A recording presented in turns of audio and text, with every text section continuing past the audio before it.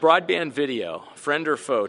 I would say it's a little bit of both. And I know that's always the easy answer, and I do that kind of stuff a lot. But it definitely has that kind of an angle to it, because broadband TV, as a competitor to our video services, definitely can be a hindrance to us. But at the same time, if a customer is really looking to pull content off of the internet and wants to have things come directly to them, I want to be a pipeline provider. I want to be a service provider. I want to be both. But if they're already going to somebody else for the service provider, but I can still be the pipeline provider, I still think that's pretty important for our business model, and still gives us a way to remain sticky to the customer as well. So in a way, it really is kind of both. Video isn't a big, huge moneymaker for us in the end, and that's unfortunate. So that means it's less competitor and probably more of a friend, because they want the big pipe, and by golly, I'm going to give the best pipe I can find. I think it's got to be your friend. It really does, because if it's not your friend, sooner or later it's going to be your customer's friend, and then you're out of the relationship. You've got nowhere else to go. The customer's talking directly to the content, and they've left you out. So you've got to be the intermediary. You've got to make the introduction. You've got to stay in the equation. Well, I'd have to say, broadband TV is going to be a friend. It's kind of a mixed bag. You've got, on the one hand, you've got to pay for all this bandwidth now for your users to use it, but on the flip side, your users are actually using what you're selling to them, and you're drawing more and more people in. So it's as much a marketing piece as it is anything else. I'd have to say, ultimately, though, it's going to be a friend for us, because it gives us a medium to talk to our customers, a medium to sell to our customers. It's a great way for our customers to get out there and use that contact and interact, and it's only going to bring more and more people into our network. It gives us the ability to grow even more.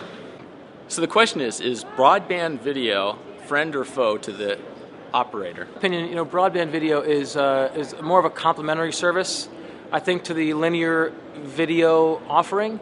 And I say that because the cable operators are not going to be streaming linear 24-hour versions of their networks online. So from that perspective, it's really not much of a competitor. I think what you get typically is short-form viewing online, and we've got great brands that are going to help drive, I think, back to the linear channels.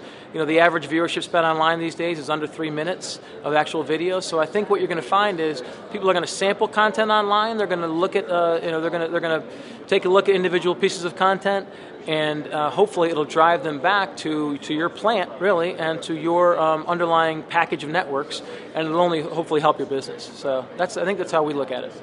I'm going to say friend, and it comes down to this. They have the ability to deliver infrastructure that a lot of the bigger players can't do effectively because of the size of their audience.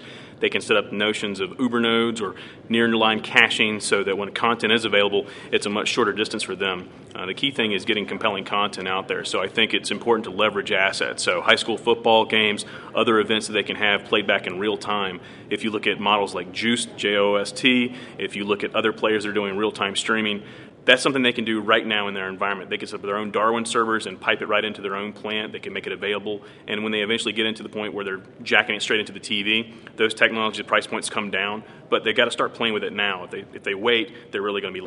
Broadband is a friend, but we have to figure out how we're going to use it. The key to broadband is that advertising, Google has found, is a great model. If you take a look at the cellular companies, what they've done is they advertise, if you will, different content.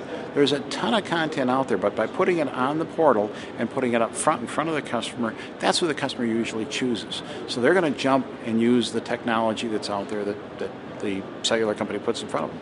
Why can't the landline do that? Why can't they put in front of them the best technology, or the technology that's paying a little extra for it? Google does that, puts it at the top of the search engine.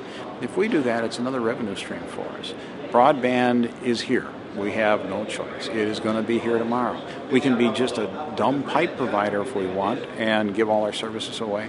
Or we can take that broadband, we can add a little data to it, we can add a little search engine part to it, work with a partner that can help us to do that, get a little piece of the action there. We can do video over broadband, no question about that. That's right around the corner. The IP video over is going to be here. And when that rolls out, we'll be able to offer television over broadband. We need to make sure that we're in the mix with that we're getting a piece of the action with it, and then we're going to be in the game. I don't happen to believe in net neutrality. I do believe in net neutrality, I should say.